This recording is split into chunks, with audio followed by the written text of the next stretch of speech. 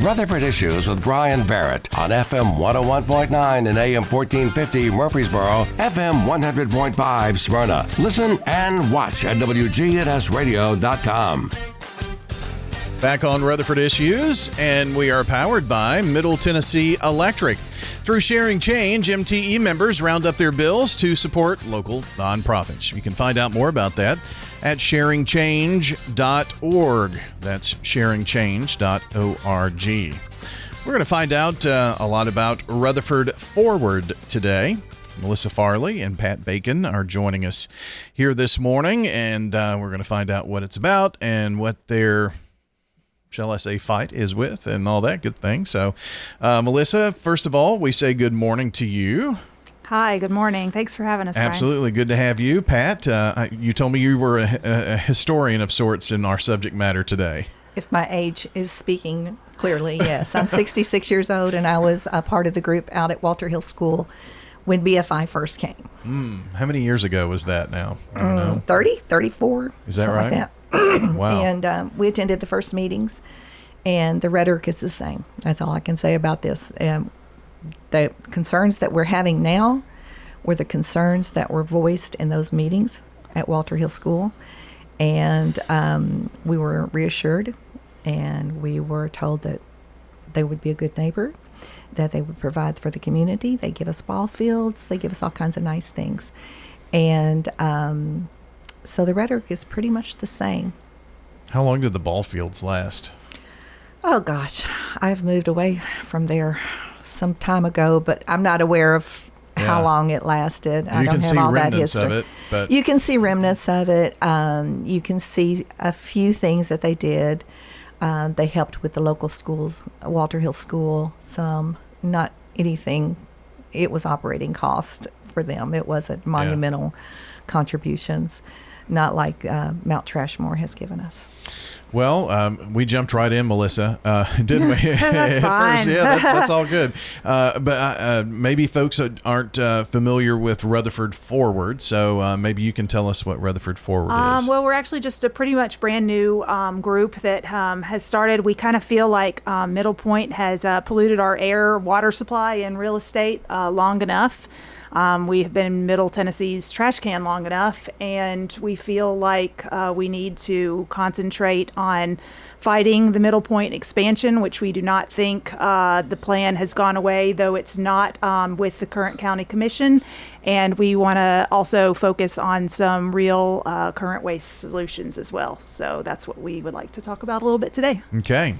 So expansion, that's something that we've heard a lot about recently. Support for that. Where is support for that, or is really? Do you really think our county government, city government? I know the city made an annexation effort, and so there was some news even this week about more complaints. So I mean, where do you think we're standing, at least as a governmental response? Actually, there's been 4,000 plus odor complaints in the last 7 months. 1 to 1.3 million tons of trash annually are dumped there, 70% from Nashville-Davidson County. The latest quote from Middle Point that I have read or witnessed is that WSMV Channel 4 a few days ago said you can smell it before you see it, yet Middle Point's response says no smell. They're asking where our trust went.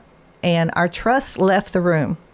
And I can tell you it left the room when this spring, town hall residents to educate local residents was a town hall was held to educate everyone, was violated where Republic seated its own representatives to present supportive testimony posing as residents. Republic has approached local officials in some various districts with donation proposals. Once again, the history there. Tailored to that community, monetary support, financing projects like football fields, again, senior citizen centers, and archery teams and park enhancements. All of this is rhetoric that has been in the past at Walter Hill School. This is exactly the same method they used before, and so there's nothing new under the sun with them. I guess the approach that they're taking now, from my viewpoint, is Jackson's Law. They're attacking Jackson's Law. Jackson's Law is a law that is voted in county by county. And it was voted in to keep the local officials basically in charge and having a voice on a landfill to protect local citizenry.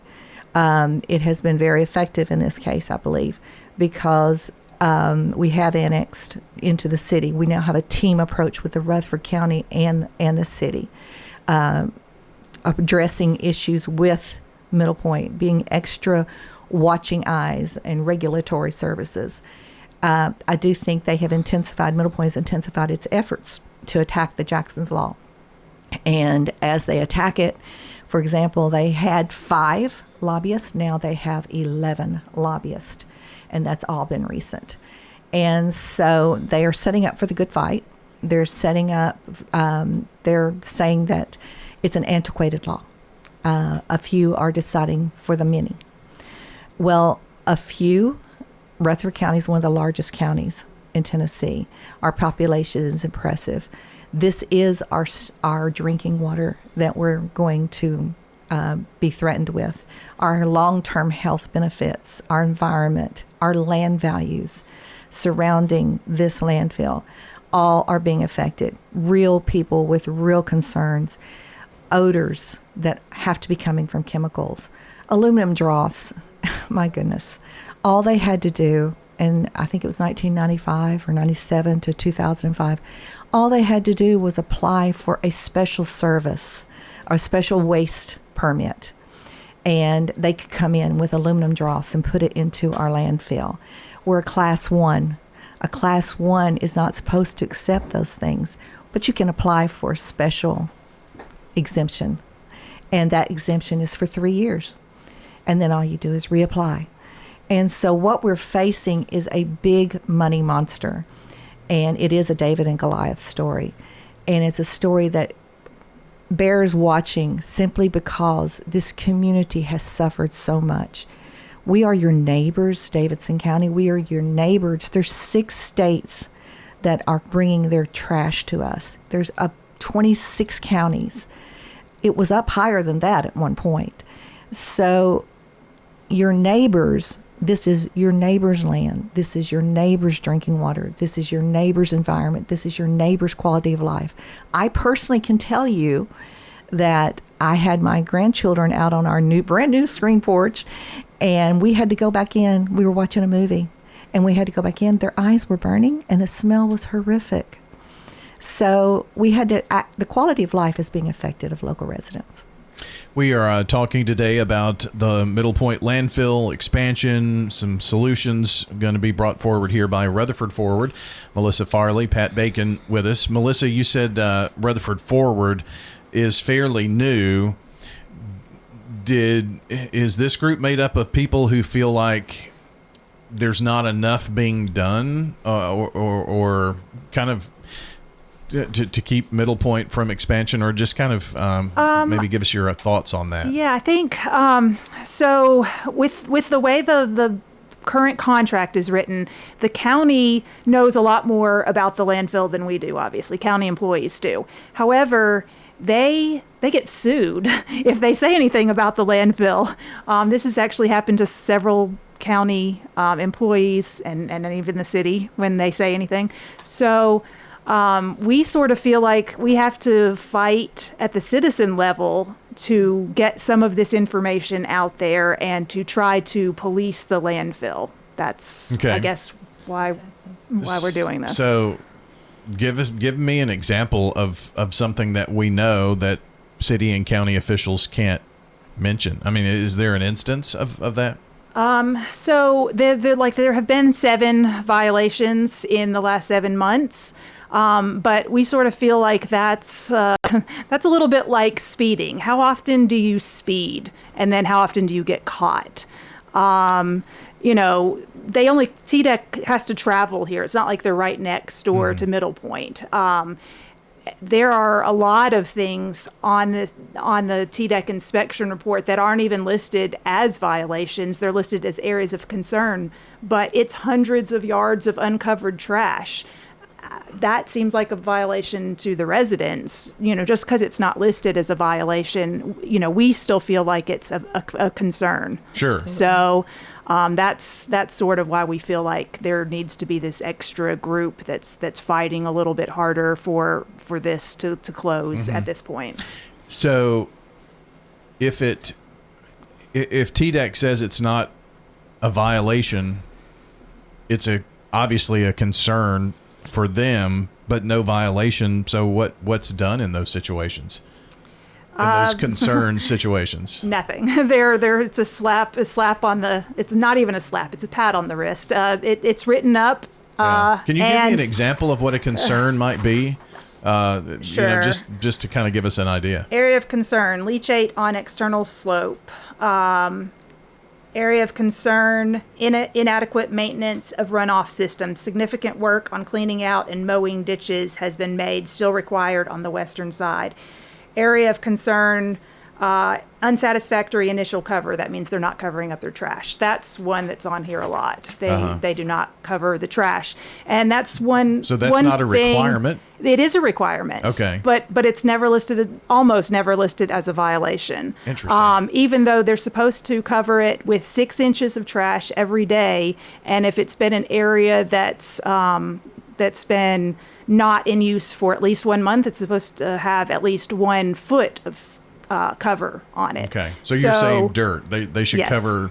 And they're allowed to use a couple other things other than dirt if it's, and I'm not an expert, but Sure. so all of this is from what I've read and my interpretation and that kind of thing Right. too. But yes. Well, I mean, just trying to get an idea of what the fight is, because Pat, it seems like it's going to take more than our governments who. Give me your opinion on that. Are they working within what they can do to our local governments, at least? Our local government has a fight on its hand. It is the David and Goliath again. The dirt that she is mentioning is taken off local farms. It's topsoil removed from local farms, and so basically laying those lands to waste. Our local government is now threatened. Okay, bad word. Threatened, impeded by the fact that there is a task force being formed because of the Jackson's Law. They are wanting to centralize government and take away the power of our local government to protect us. And that's what the Jackson's Law has provided. Now, that is Middle Point? Is that Middle Point is lobbying for the Jackson's Okay. Law removal. Absolutely. That, in my opinion, became very intense since the annexation of the city and the county getting oversight on that Middle Point landfill. So when the city expanded its city limits to include that. Okay. Exactly. So officials in Nashville state that we residents are ignorant and uneducated of landfills and how they operate. 30 plus years of experience of living with consequences of this landfill hasn't educated the locals? That's a question I would ask. And how many action groups, including the efforts of local representation of Donna Barrett, have spoken to mayors and local elected officials in our community for years, including when this landfill opened we all spoke against its opening. And the Nashville response from Nashville makes me mindful of the first meeting at that Walter Hill School. So many environmental concerns, traffic on Jefferson Pike, small 2-lane country roads, water concerns for our drinking water, cautionary statements by locals on maintenance and how that would be done, stripping of this topsoil to cover it. Residents were alarmed by all the possibilities that have come to fruition. And so I feel as if you remove local control and local watching and local regulations from this annexation, that the power that is given our local officials, if you remove that and you centralize it in Nashville, it's a conflict of interest. It's clear. Nashville, 70% of their trash comes here. 6 states. I mean, let's go on and on. 70%. Just let that number stick in your mind. Now we're going to put the watchdog in Nashville, and they're going to tell us and educate us on that new technology. We smell it. We see it. We live in it. We are educated. Thank you very much. We drink it. We drink it, or we choose not to drink it. I don't even let my dog drink the water. We Sorry. don't either. I love him too much. So we are experiencing this, and these local groups that are forming and these concerned citizens that are going to every single meeting and expressing to our local officials, who are responsive for the most part, that we are watching and we want this controlled. They are responsive, but they're limited. So explain to me the centralized control. Is that basically the lobbying efforts to do away with Jackson's Law, and that would allow a central control? And who is that central control? The central control would be a special task force in Nashville. Okay. And from what I understand, the county to county, you have, as a county, you vote in the Jackson's Law. So it's not a state law. It is. So they're saying that it's too diverse. It's dispersed too much.